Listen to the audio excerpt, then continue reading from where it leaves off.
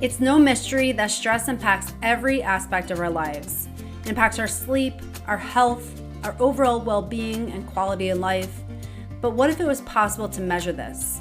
And not only measure the stress, but actually measure its impacts on our bodies and the improvements that we're making in our life and lifestyles to counter the stress that we're experiencing. That's what we talk about in this episode, how you can actually measure the changes that you're making and notice how stress will start to slip away and not impact you in the ways that it has been so negatively.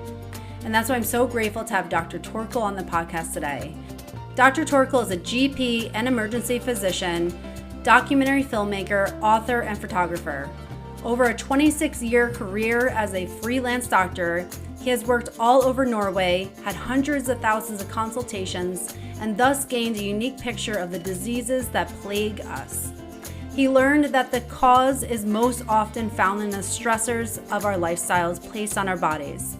When his father died at 73, he realized that he had to change his own lifestyle. Being 40 pounds overweight, undertrained, overstressed, underslept, and drinking alcohol daily, he learned that his lifestyle could deprive him of decades. Using wearables, he found a way to track and regulate his nervous system and physiology. Dr. Færø is an award-winning photographer, author of The Camera Cure, and has made TV films about his pilgrimages in Nidaros and Santiago de Compostela. An inveterate traveler, he has visited over 80 countries and speaks 8 languages. He currently lives in Norway. I am so grateful for Dr. Torkil being on the podcast today and for everything he shared and how powerful it is that we can start to measure the impacts of stress on our bodies so that we can actually cultivate change within them. I hope you enjoy this episode as much as I enjoyed my conversation with Dr. Torkil.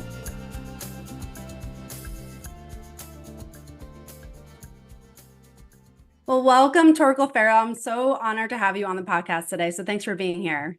Thank you, Kelly. Very nice to be here. You too, yes. And so I know we're going to have such a great conversation today and just really give some very practical tips and strategies on how we can live a better life and improve our overall well-being. But before we get into that, do you mind just sharing your backstory and what brought you towards what you do today, your lifestyle, and who you've become through the process? Yes, I'm a medical doctor, physician, emergency room physician from Norway. I have written a book called The Pulse Cure about how we can use wearables like smartwatches, Aura rings, and so on to track the autonomic nervous system. And the way I got interested in this was actually I did everything wrong in my book. I was living a lifestyle that I was focused on living an adventurous life, sailing with my family, doing adventurous things, and I wasn't really caring about my own health. And then my father died at 73, and then I understood that if I'm going to live a long life and have a healthy life, I need to adjust my lifestyle. So I was weighing 40 pounds overweight. I was eating crap food. I was not caring about my sleep schedule. So I did not exercise at all. I was drinking a couple of glasses of wine every day. All the things that I now know, tracking my health, that is detrimental for your autonomic nervous system and stress balance. And I didn't do anything else than most people do. This lifestyle is very common, but it's also the lifestyle that robs years from our lives. And not only years, but also our health span is also reduced because of this lifestyle that everybody lives more or less. And then I started tracking these lifestyle changes with wearables like Apple Watches and Garmin watches and so on. And my publisher asked me if this was a book that could be interesting to write. And so I wrote that book, guiding people on how to, get the best lifestyle advices, how this can be shown in the Heartrate. And it's been just a huge success in Norway. It's been on the bestseller list for a year and a half, translated into 8 other languages and so on. So now I really need to keep my stress level in balance, which which is what it's all about, keeping the stress levels in balance and identifying the surprising sources of stress that even I, as a doctor, did not recognize before I started tracking my heart rate. Yeah, I love that. And just as you're speaking, you're talking about your lifestyle previously, it's so relatable. I mean, I think so many of us have struggled with many of the things that you were before, and you don't even realize it because it creeps up. And life and society is so fast paced that it's like you feel like you're just trying to treadmill, trying to keep up. And like the idea of eating healthy and exercising can sometimes feel overwhelming because of the high paced society that we live in. And I'd love to hear more about that as far as stress, because for stress, it can become so normalized for many of us that we just continually get into this heightened stress response and live there, but don't even realize that we're living in a heightened stress response because it just becomes normal for us. Can you talk about that and how can we become more aware of that? Yeah. And that is common, because everybody in our modern society lives in a fast pace, and at least not faster than we are made to be, throughout evolution. We are constructed to have most of the day in a down state, in a quiet down state, lots of sleep and so on. And we get used to being tired, we get used to, to struggle through the days and awake and you feel sluggish in the morning and it becomes normal and you think it's normal. At least I did. I thought it was normal.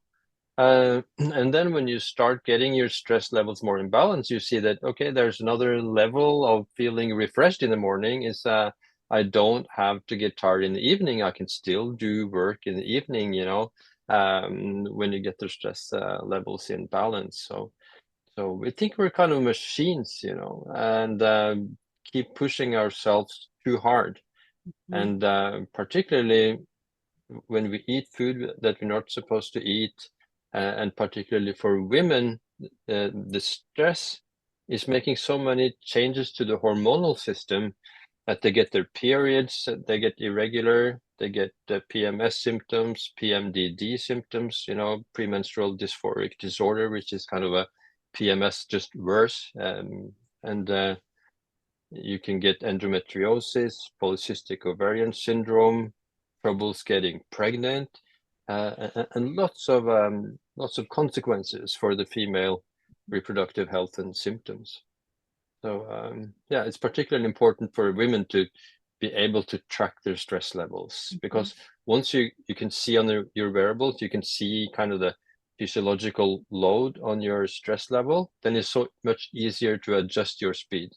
Yeah, absolutely. 100%. I couldn't agree more. And I think sometimes too, women will attribute to that to be like, oh, I'm aging. That's normal. I should, oh, this is just part of the process. And can you talk about how important it is to take responsibility for your own health and not just kind of relinquish your power to be like, oh, this is just part of the process? Like, how important is that ownership of like, oh, I can do something about this. I'm not just really a victim of my age or a victim of, this external situation that I'm experiencing.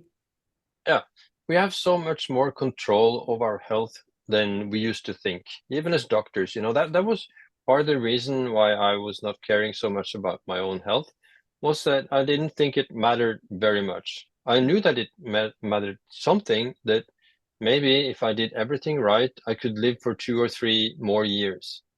But I thought that, okay, but I have to do effort for 2 and 3 years to get those 2 3 years extra at the end of my life. And I just didn't think it's worth it. Now we know that there's so much more to gain. We can gain even like 20 years more of extra time, lifetime, if we live in the good lifestyle choices. So, and it's important to take charge of your health and not just be passive and wait until the diseases come your way, which they will, if you don't take care of your stress levels. And also that you can decide and take charge yourself and not just leave the responsibility to the doctor. So when we get these wearables, like physiological speedometers for our own health, we can take charge of our health. We have control. So it's a major shift in the healthcare system, that the power moves from the doctor and the healthcare system into your own hands, literally. So by reducing or by balancing your stress, we are supposed to stress. We are supposed to put loads in our system. We are supposed to exercise and do hard things. That will build our resilience, build our strength. But we also need the balance with the down state and the downtime to make sure that we recover and that our immune system works optimally. Yeah, absolutely. And I think it was in one of your socials that you said about, when you're experiencing stress for like 2 to 3 months, that's when you start to see the breakdown of the system physiologically. Can you talk about that? Because I think for many people listening, 2 to 3 months, you're like, well, of course I've been in stress for 2 to 3 months. Can you talk about that Yeah. more, like the urgency to actually take care of our health? Yeah. So 2 or 3 months of real hard stress, okay, really tough days, poor Mhm. sleep, stressful days, feeling down and stressed. It doesn't automatically lead to a serious disease, but it opens the gate, so to speak, for serious diseases to take foothold in your body. And that can be as dangerous as cancer, heart disease, autoimmune diseases like thyroid disease, and so on. That can be the consequence because our immune system's cells, they will renew at a very fast pace. So it's kind of a I don't know which word to put, but it's immune cell can last, for just some days, maybe a week, and so on. So it's if you're in a poor state and the immune system is not working properly, then even a short time as 2 or 3 months can be enough for a disease to break through.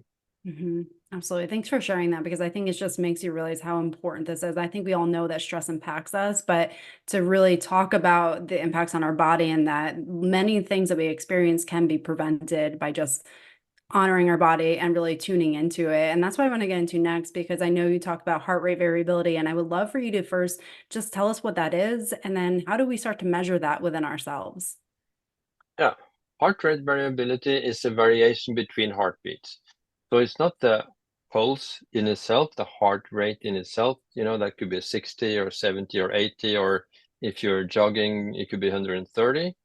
Heart rate variability is a variation between heartbeats, and that can tell you whether you are in the sympathetic stressful state or in the parasympathetic recovery state. Because in the bottom of our brains, we have what we call the autonomic nervous system.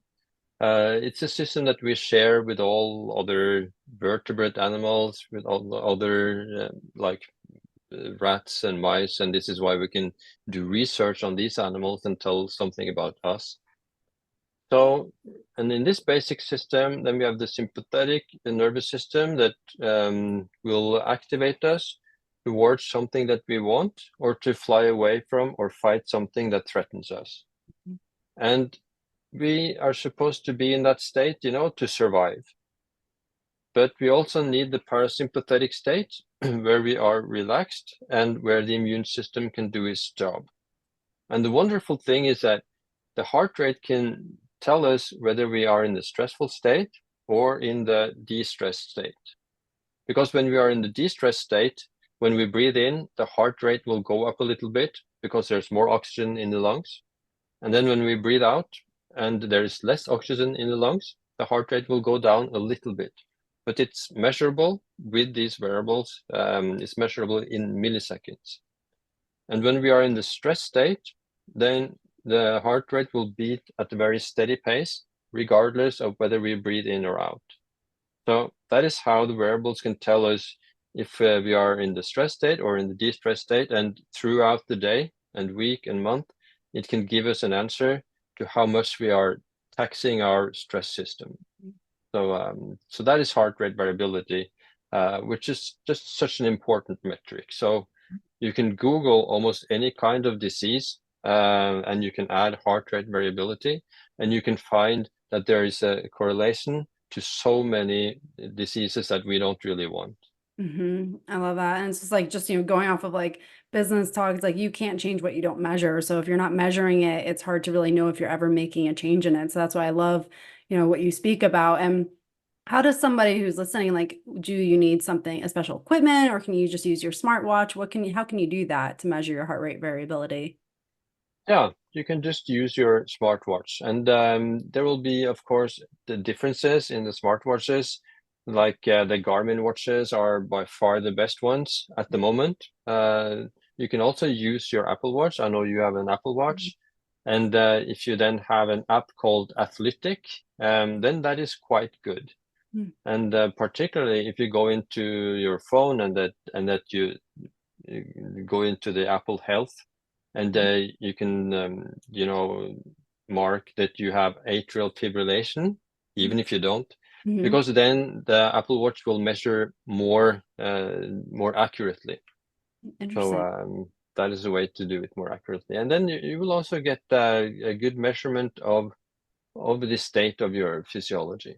Yeah, very interesting. Thank you for sharing that, because I think that's really helpful. I think many of us will probably do that just so we can be more in tune with that. And I know Yeah, you and talk about, many people can also use rings. Many people don't like to wear watches, yeah. and then they can use the Aura ring and other different rings that you can also use for this purpose. Amazing. I love that. I mean, I think many of us are wearing these things, so it's like you don't even realize the power that you have with you all times to understand this further. And so when we're looking at the variability, because I know having stress in our life is natural and we're all going to experience it, what are we looking for as far as the extent of like the period we're in more of a restful state and the period we're in like a stressful state? What would indicate that we're moving in a better direction, and what are we looking for here? Um, the watches, they will give you an estimate of this. Hmm. So Garmin, for example, they have a system called body battery, and I think that that goes from like 0 to 100. So Hmm. that most of the days you would want to have 80 in the body battery. Then you have enough physiological forces for the things that would happen that day, and to try not in the evening to go below 20 in body battery. Hmm. So, and the other watches and the other wearables will have similar systems, that will tell you in the morning how recovered you are and give you an estimate, that today you can go exercising, or if it's low, then maybe you should take it a little bit more easy today, and so on. So they have algorithms that will suggest what you should do that day. And of course, you shouldn't just listen to your wearables. You must also listen to your body and what Hmm. you feel as well, of course, because the watches, they use artificial intelligence, and you have your own intelligence that you know what's going on around you and in your life, that that the watches don't know. But the watches, through the heart rate, can tell you things about how your body's doing that you're really not equipped to understand yourself, because throughout evolution, we didn't really need to listen to our heart.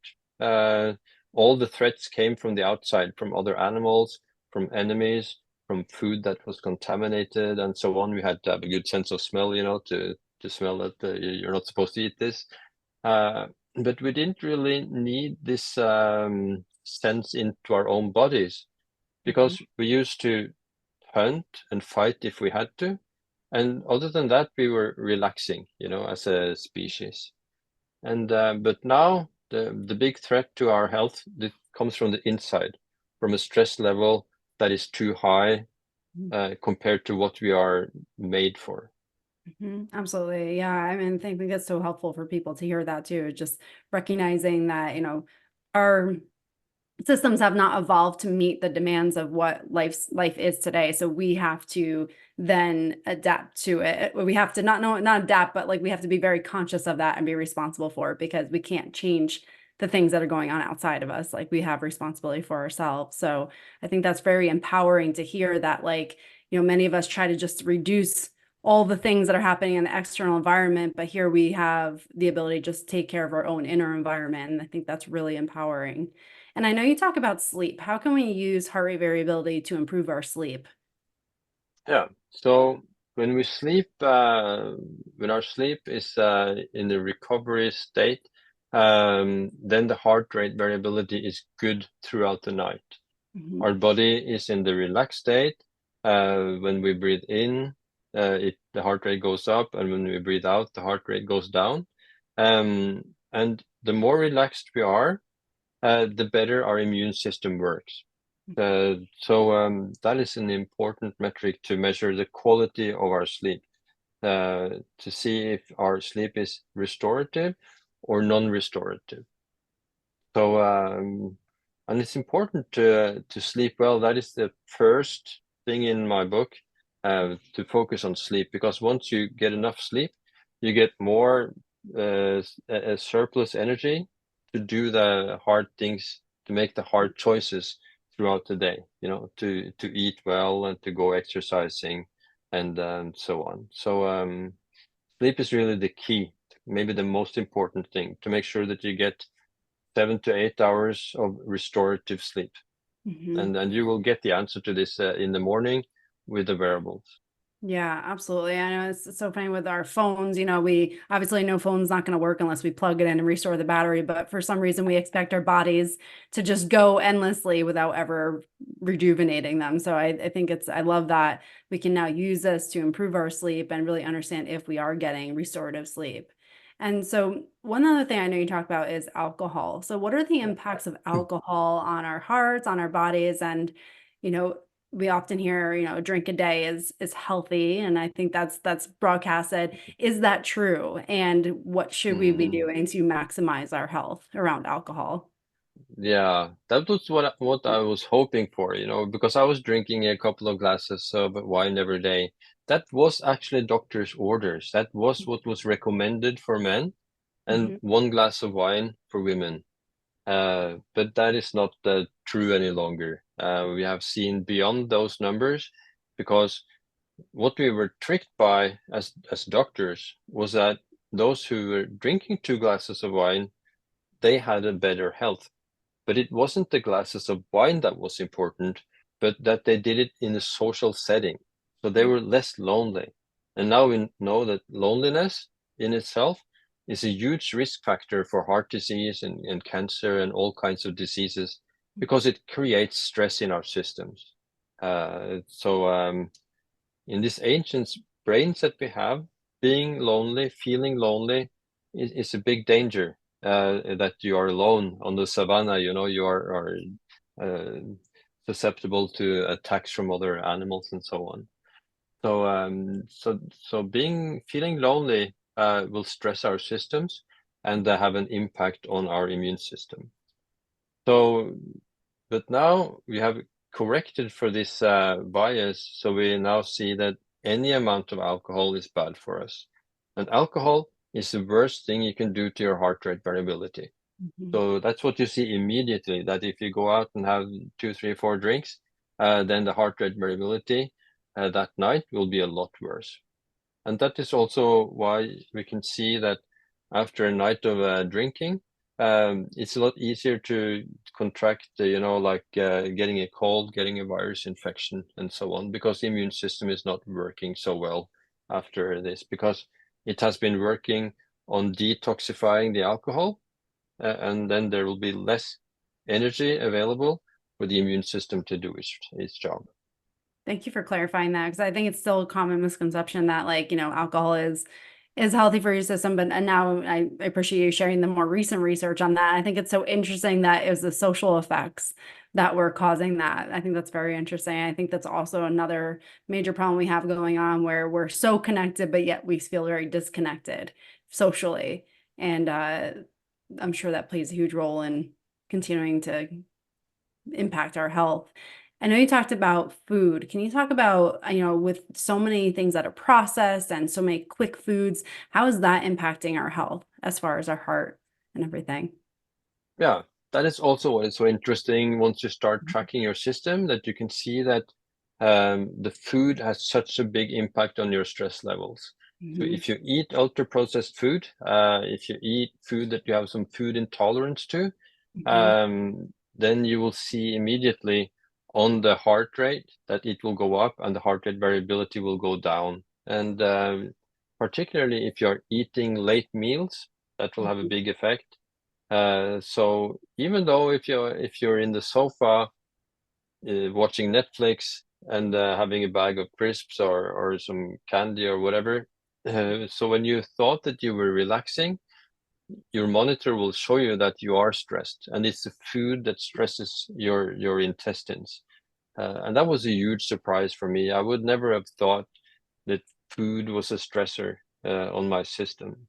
So then, of course, it's more motivating to make the better choices, to finish your last meal maybe at 7 o'clock in the evening, 3, 4 hours before you go to bed, and then stay away from junk food when you see the results on your wearable.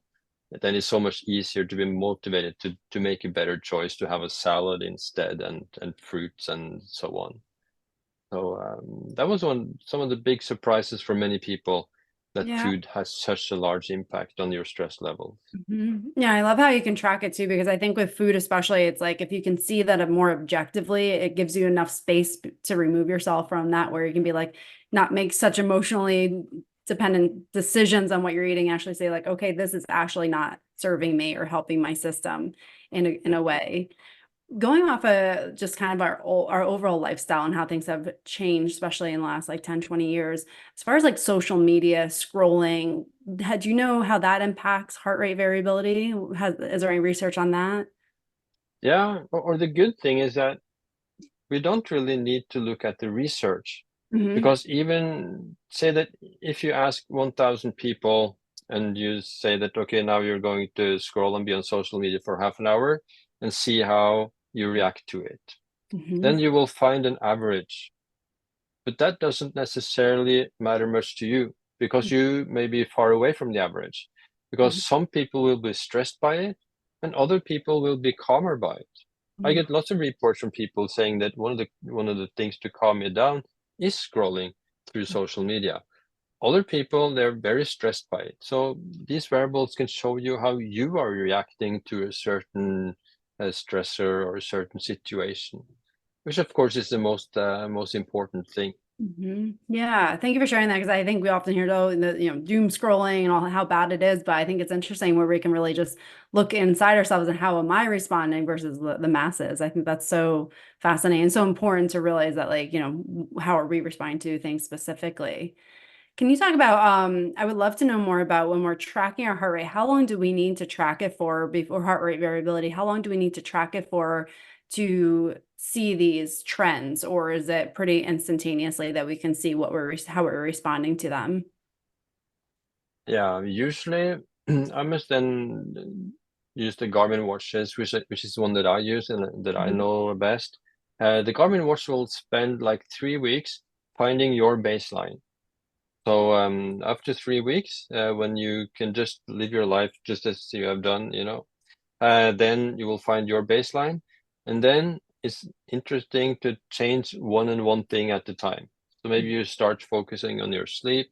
Maybe you quick identify that alcohol is not so good, so you start reducing that. So many people that start using the wearables, they cut down on alcohol.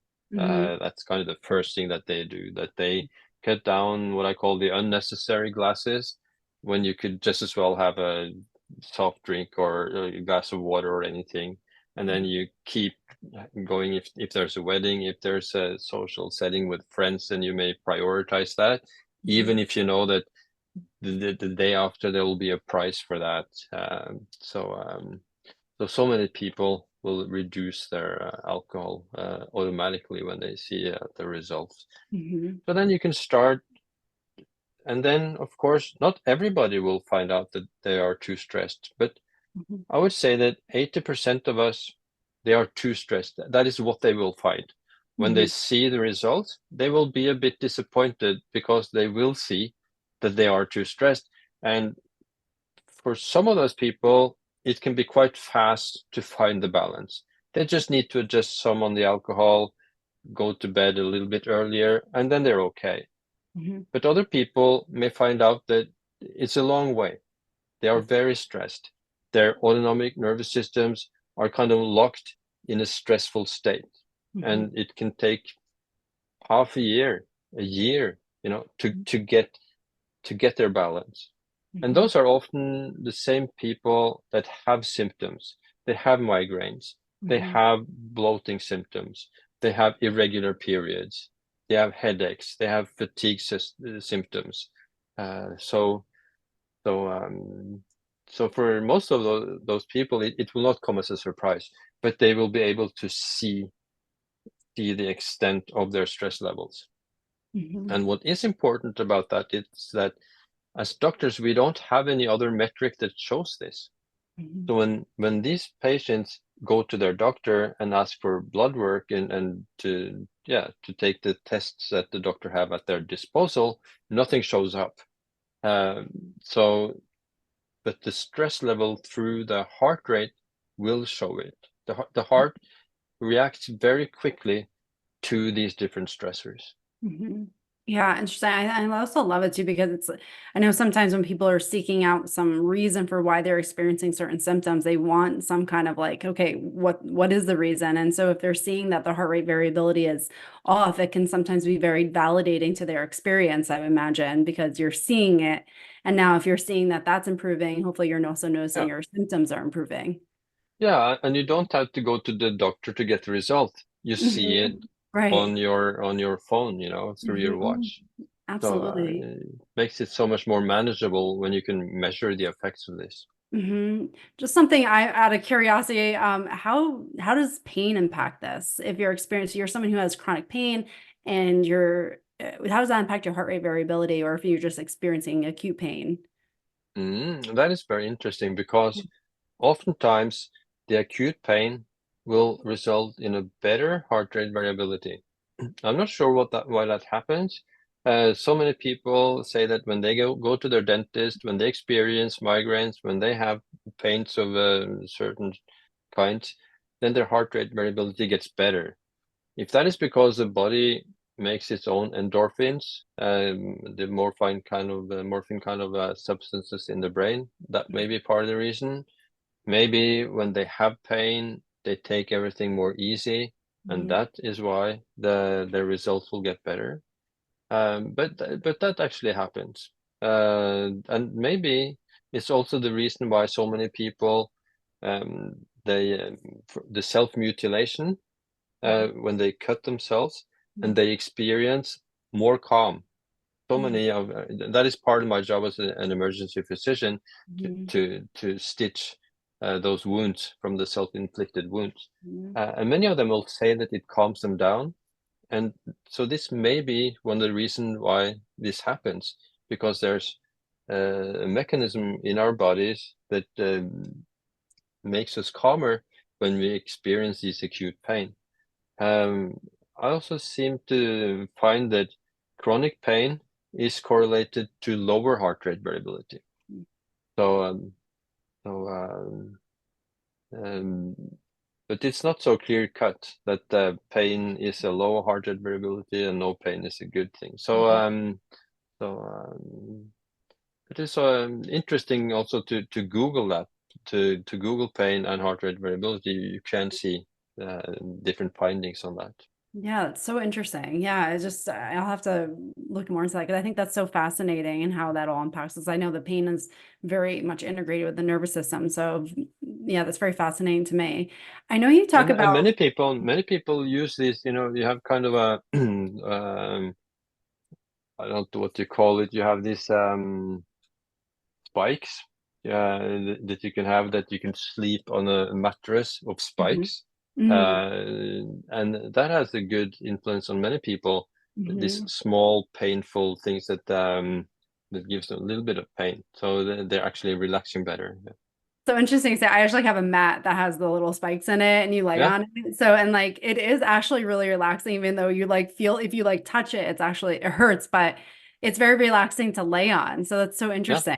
Yeah. I love when things make sense or like why it works. Yeah. So interesting. I love that. I know you talk about top 8 strategies to increase your life by 24 years. Can you talk about your top 8 strategies and what does that look like? Yeah. So that is from a big American research, 700,000 American veterans from the military service that has been followed for 11 years. Mhm. And they could see that when you have these 8 lifestyle strategies and you do them right, you live 24 years longer than if you did all of them wrong. Mm. And if you started when you were 40, you will live 24 years longer. The good thing is that if you start when you're 60, you live 16 years longer.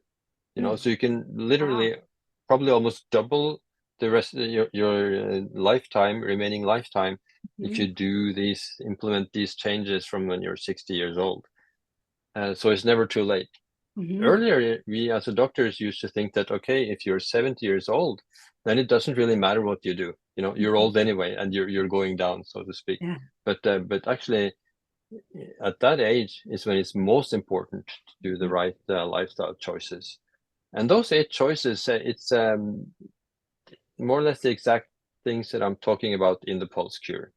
It's managing your stress levels, it's exercising, it's sleeping well, it's eating the good diet, it's refraining from smoking or other uses of tobacco. It's also to be social, to have good relations, and it is to stay away from opioids. Opioids I'm not talking about in the Pulse Cure, but it's a bigger problem in the US, with the opioid crisis than in Norway. So that is also an important thing. The 8th thing I can't remember exactly at the moment, but it's anyway, alcohol. If I didn't mention it earlier, also to drink a little alcohol. I think that's the number 8. Yeah. So all these things are combined. If you do all these things right, you can live then 24 years longer. And that is also exactly my impression as a clinician. So if you do this thing right, then a lot of people will reach into their 90s. If you do all of these things wrong, then you'll be lucky to pass 70 years old. So it's also my clinical experience. So, well, these are the good things to do. Yeah. Yeah, and I'm sure it's not just quantity, but you're also gaining quality by implementing those as well, which is absolutely essential in life as well. Yeah, you live longer, and you live also healthier lives. You're less restricted by physical symptoms and debilitating symptoms, because so many people in their 50s and 60s, they're not able to enjoy their life to the full because they have pains. They cannot move very fast. If they're walking up a hill, they get tired and so on. So it's not only the years that we need. We also had to add life to the years also. Absolutely. So important there. And I'm just so grateful for everything you shared. And I hope for anyone listening, they take even just one thing that you've said and start making that change and then allow it to snowball. And for someone who wanted to get your book, connect with you, where can they find you? The book they can find anywhere. It's a normal published book. It's also an audio book. So many people listening to podcasts may prefer to listen to it as an audiobook. You can, if you have an iPhone, it's in the book app on your iPhone. It's on Amazon, Barnes and Noble. So yeah, it's also an ebook, so you could order it as an ebook on the same outlets. Otherwise, I'm on Instagram. I'm Dr. Torkil, dr.torkil. And I also have a website called thepulsecure.com, where you can see a video lecture. I talk more about these things, and you can see what I'm referring to when I see with the Garmin watches and the curves of the stress levels and so on. So yeah. Amazing. I'll put everything in the show notes too for anyone who's listening. Definitely grab the book, connect with Dr. Torkil. And I'm so honored and grateful that you are here and sharing everything that you did today. So thank you so much. Yeah, thank you so much for letting me talk about my passion. Yeah. Absolutely. I truly enjoyed it, and I gained something from it too as well. So I'm so grateful. So thank you again. And again, thank for everyone who tuned in today. Thank you so much for tuning in to this episode of Rewiring Health. I hope you found our conversation both enlightening and empowering. If you enjoyed today's episode, please subscribe to Rewiring Health so that you never miss an update. Also, I would love to hear your thoughts. If you could take a moment to rate and review the show, it would mean the world to me and help others discover the power that we all have within us to create change and create the life that we truly, truly desire. Thank you so much for spending your precious time with me and sharing the energy of the show.